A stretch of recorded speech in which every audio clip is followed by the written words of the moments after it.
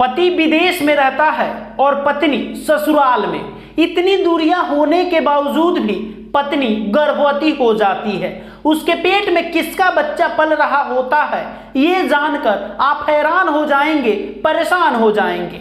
नमस्कार, आदाब, सलाम, सत श्री अकाल। मैं हूं विकास वैभव और आप देख रहे हैं क्राइम प्लेस।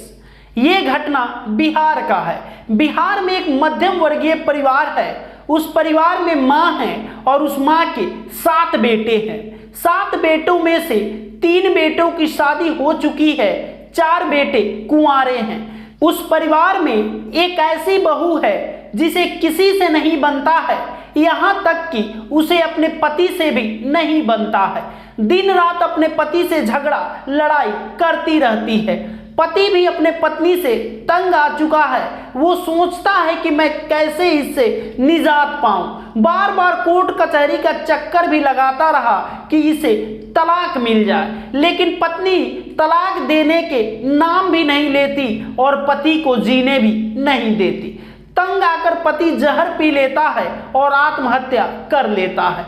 पति के मौत की नींद सोने के बाद घर वाले उसकी दाह संस्कार कर देते हैं। जब 6 महीना बीतता है तो उस पत्नी के परिवार वाले यानी कि मायके वाले आते हैं और उस परिवार से कंप्रोमाइज कर लेते हैं। जो भाई मरा था उसके छोटे भाई से उसकी पत्नी की शादी करा दी जाती है। घर वाले भी कर दिए कि चलो इसका पति मर गया, कम से कम ये अब सुधर जाएगी, लेकिन वो औरत सुधरने का नाम ही नहीं ले रही थी। शादी के बाद भी वो अपने दूसरे पति के साथ भी वैसा ही व्यवहार करती है जैसे वो अपने पहले पति के साथ करती थी। उसके बावजूद भी पति अपने पत्नी का देखभाल करता है, इज्जत करता है, उसे सम्मान देता है और उसके साथ खुशी खुशी रहने की कोशिश भी करता रहा। कहता रहा कि परिवार बचा रहे, बाकी सब जो होगा देख लिया जाएगा। लेकिन पत्नी उसके ठीक विपरीत थी। पति का इज्जत ही नहीं करती थी। पत्नी गर्भवती हो जाती है, एक बच्चे की मां बन जाती है। पिता के ऊपर प्रेशर आता है, परिवार चलाने के लिए पैसे की जरूरत होती है, लेकिन घर पे कोई अच्छा रोजगार नहीं था उस पति के पास, तो विदेश चला जाता है।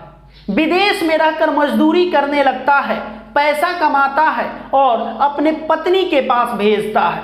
पत्नी से बोलता है कि बच्चे को प्राइवेट स्कूल में पढ़ाओ, अच्छे से एजुकेशन दो। पत्नी बच्चे का एडमिशन प्राइवेट स्कूल में करवा देती है। बच्चा भी पढ़ने लगता है, परिवार खुशी खुशी आगे बढ़ने लगता है। एक दिन उनके पत्नी के पेट में दर्द होता है तो वो अपनी जेठानी के पास जाती हैं और कहती हैं कि मेरे पेट में दर्द है। जेठानी उन्हें लेकर अस्पताल पहुंच जाती है। जब डॉक्टर चेकअप करता है तो उनके पैरों तले जमीन खिसक जाती है, क्योंकि पति 2 साल से बाहर में जॉब कर रहा है और पत्नी ससुराल में गर्भवती हो गई थी। उसके पेट में किसका बच्चा पल रहा था पत्नी बता भी नहीं रही थी। पत्नी बोल रही थी डॉक्टर झूठ बोल रहा है, इसे पता नहीं है, चलिए जेठानी जी घर। दोनों घर आ जाते हैं। उसके 1 दिन बाद पत्नी फरार हो जाती है और अपना एवर्सन कराकर 10-12 दिन बाद अपने ससुराल आ जाती है और कहती है डॉक्टर झूठ बोल रहा था, मेरे पेट में नॉर्मल दर्द था, पेट का दर्द ठीक हो गया। उसका पति ये बात सुनकर विदेश से अपने घर आ जाता है। पत्नी को समझाता है और कहता है कि जो हुआ वो हुआ, लेकिन अब संभल जाओ, किसी के साथ नाजायज संबंध में मत रहो। उसके पेट में उसके बगल में ही रहने वाले एक युवक का बच्चा पल रहा था जो उसने एवर्सन करवा दिया। ये दोनों काफी करीब आ गए बात करते करते, कभी खेत में तो कभी खलियान में, कभी रात में उसके रूम में तो कभी रात में इस पत्नी के रूम में वो घुसकर उसके साथ शारीरिक संबंध बनाता रहा। उसी दरमियान वो औरत गर्भवती हो गई।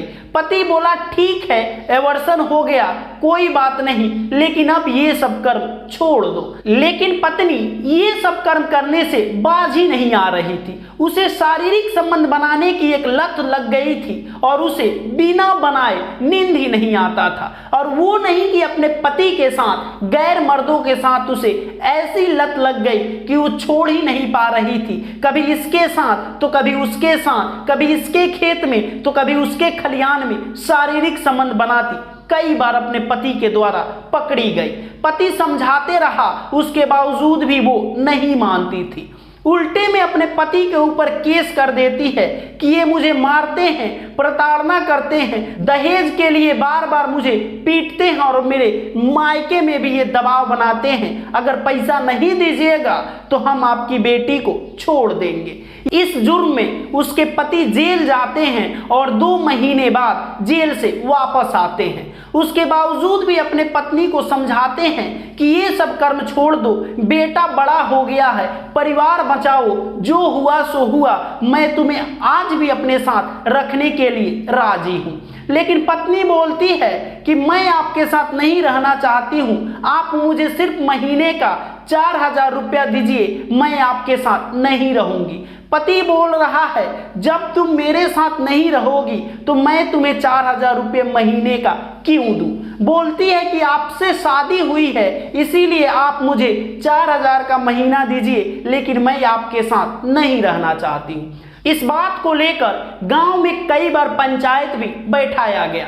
मुखिया और सरपंच भी उस पत्नी की ओर से बोलते हैं जो लाचार पति है, जिसे बार बार शोषण किया जा रहा है, उसको हरासमेंट किया जा रहा है, बेवजह जेल के सलाखों के पीछे भेज दिया जा रहा है। उस पति की दुखड़ा कोई नहीं सुनता है। परिवार वालों का कहना है कि ये बच्चलन औरत है, कभी मुखिया के साथ तो कभी सरपंच के साथ, ये किसी के भी साथ शारीरिक संबंध बना लेती है और उस इंसान को अपने कब्जे में कर लेती है। इसीलिए हमारा पंचायत बिक चुका है और पंचायत से इस समस्या का समाधान नहीं हो सकता है।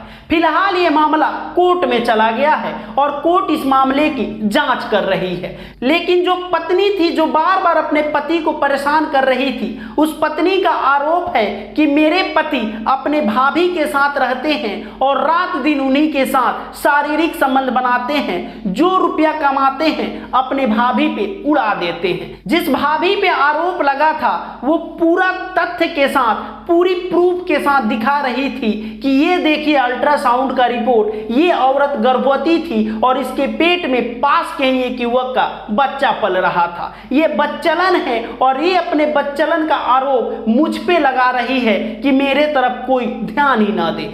अब इस पूरी मामले में सच्चाई क्या है ये कोर्ट में चला गया है और कोर्ट इस मामले की जांच कर रही है। लेकिन जो बात मैं बताया हूं उस परिवार वालों का कहना है, मां भी यही बात बता रही है कि जो मेरी बहू है वो बच्चलन है, यानी कि एक पति को मार दी है, उसके बावजूद भी बोलती है मैं तुम्हें भी मार दूंगी, तुम्हें भी खा जाऊंगी, मैं परिवार को बर्बाद कर दूंगी। अब आप ही बताइए कि इस पूरी वारदात में दोषी कौन है? पति अपने पत्नी को रखे या ना रखे ये भी बताइएगा।